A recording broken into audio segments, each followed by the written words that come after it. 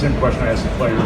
This is 2 days in a row that you guys closed much stronger than a team that doesn't play as many guys as you do. Did you kind of win battles of attrition here? Is your depth showing up a little bit? Yeah, there's no doubt it probably helped us. It also helped us if we made 11 straight field goals at one time in the second half. It helped us that they missed free throws. So they traditionally are one of the best free throw shooting teams in the country. They make their free throws. It's going to come down to the wire in a possession game. So we were very fortunate, that they were able to miss those free throws. But our execution and our ability to pass the ball and move it and make the right decision so we could make those 11 field goals was a big part of it too. They made some tough shots, especially that first 10 minutes of the second half. And then as the last 10 minutes, I just don't know if they just missed or our defense was better. I'll have to watch the film. But I think a combination of all those things. Matt over here. I believe they finished with 3 turnovers, Villanova. Yes. To win a game, 4. To win a game with them only committing 4. I mean, what's that? What did your team have to do to get to kind of create the win on your own? Right. Well, out rebound.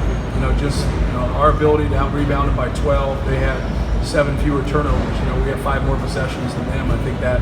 But every time you look at a game and you got teams that are relatively equal. Normally, if you can get 5 more possessions, then you shoot as well as we did down the stretch. It's going to be the difference in the game. Along the lines of what you said before about, and what your players said about wearing them down, they didn't shoot well in the second half. And I think that was the key to you guys winning the game. Yeah. If they hit those outside shots, game comes right down to the wire. Yeah. So my real question is, do you think you wore down a team that to me is probably in very good shape with your big men, or did they just miss shots? That's a great question. I don't have the answer for that. I don't mean to dodge the question, but it's. I think when you're a champion like they are, like sometimes it's hitting and missing. Like you want to give a team credit when they stop them, but is it just hitting and missing? I go back and forth. I have a lot of conversations about this. If they're contested and they miss, or they were making them and they were contested. So what's the difference? Like sometimes it's just 2 games, 2 days, logging a lot of minutes, and sometimes it's just hitting and missing. But who's to really say? You got to look at the technique of each shot. You got to see if they're getting their legs under. You got to see the differences from the shots they're making, because it just seemed like they made a bunch of contested shots and then they missed the same contested shot. So you can look at it each way. I know my perspective is probably different than their perspective, but I'm not with them every single day. So it's really hard for me to judge those things. I know we've been inconsistent defensively. I know that. And I thought in the first half, we really hurt ourselves. We should have been in a better position at halftime. Then in the second half, the start of it, I felt like they made more plays than we did. And they did. And I think as the game went on, what we have to do is we got to make shots so we can set our defense. Because for whatever reason, like we won't know who we're guarding sometimes in transition. It like blows my mind. But it is what it is. But we just got to work on not beating ourselves.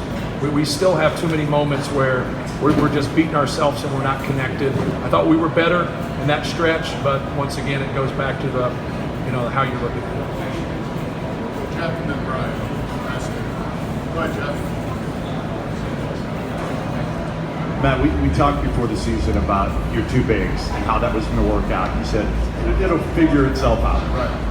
How has it been so far? I mean, the luxury you have of these 2 bigs and the fact that they just seem to accept their roles, Right. whatever it is. Yeah, I thought Travion was great. I think Travion's attitude has really helped our team. His energy has really helped our team. And that's a hard thing to do. I'm huge. And a lot of people look at things differently than I do, but I'm huge on making your practices competitive. And, losers run, winners get a drink, and just building off of that.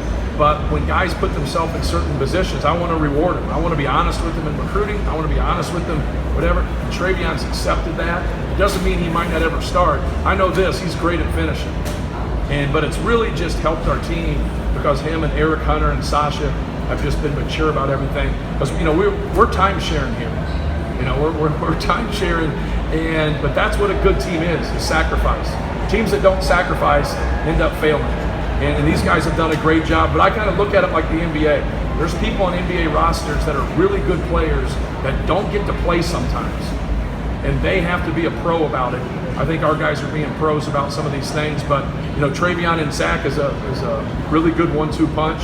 I thought they had probably offensively an above average game, and between them they have 30 and 10. So it's a pretty good weapon. I thought Travion's defense, when we switched 5 ways, he got down in a stance and he was a difference. It doesn't show up in this box score, but it shows up with our staff.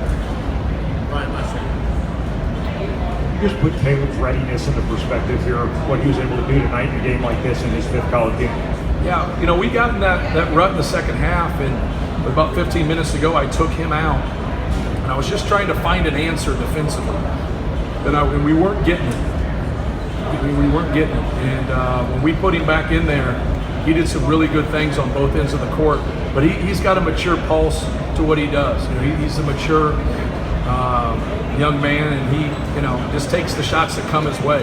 He's learned in a short amount of time how to play off the people, and obviously he makes that huge 3 and he gets a couple of transition layups because he runs, and he's been great for us.